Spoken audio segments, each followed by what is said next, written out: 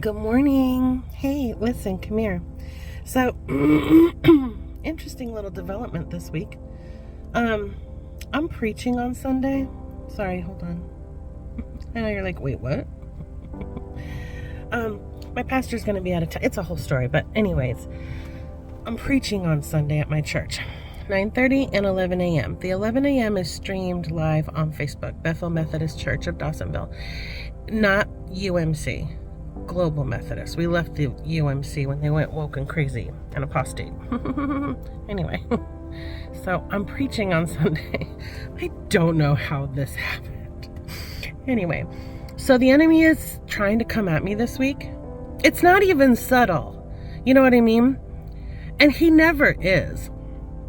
But like, I've done videos about my faith. This is all I do for years. I've got hundreds of them on my YouTube channel. Like this is, and I've talked about conservatism. I talked about Charlie Kirk in other videos recently. Anyway, the last video I did somehow ended up on the wrong side of TikTok, and I had like, I don't know, 4 or 5 different I deleted and blocked these people. Let me just preface this by saying, if you come to my page to discuss and civilly debate and we're kind and respectful, cool.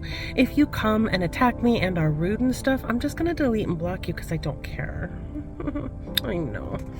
So, anyway, it wasn't even subtle because like one person made fun of my hair and I was like, huh?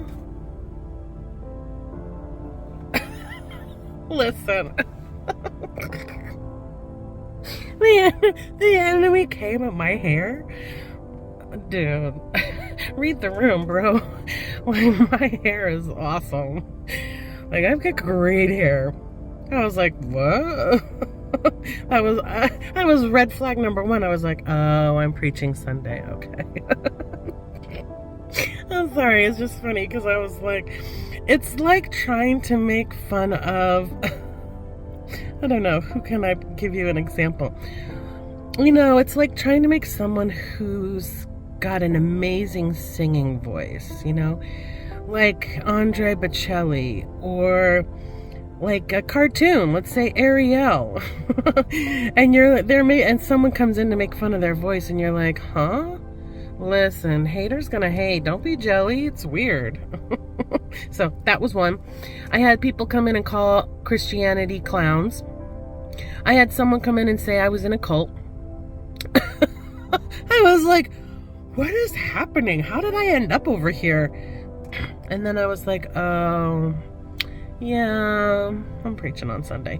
Listen, I just want to tell you something. The enemy's not even subtle. He's weak. But he will make you think he's strong, and he's not.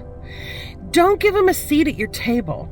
When things aren't going well, don't give the enemy more power than he actually has.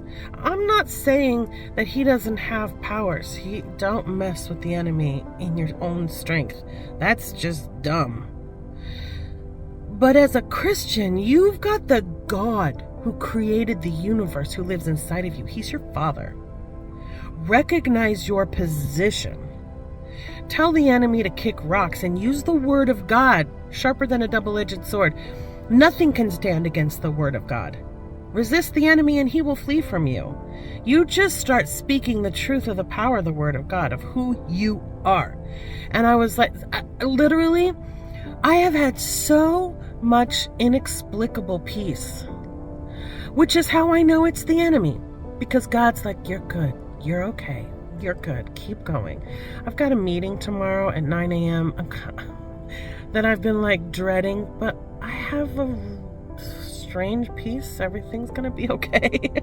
Inexplicably. Not at work. It's not a work thing. Anyway, whatever. I got to do this thing. But I'm like, the enemy, when you're trying to do stuff for the Lord, he's going to be super mad. Like a toddler throwing a tantrum. But recognize the sound of the voice. Children of God know the voice of their Father. Right?